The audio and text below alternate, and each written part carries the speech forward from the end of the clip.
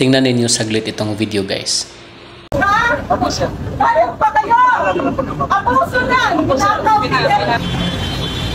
Pasok ako sa loob! Pasok ako sa loob! Tapos ihatid ko balik dito. Ihatid ko. Ayan.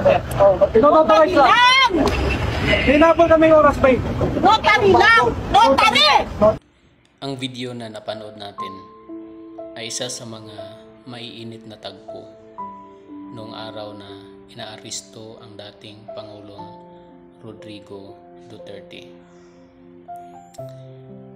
Kung ginawa ng ating pamahalaan ngayon na labagin ang karapatang pangtao for due process ng isang influential na personahe,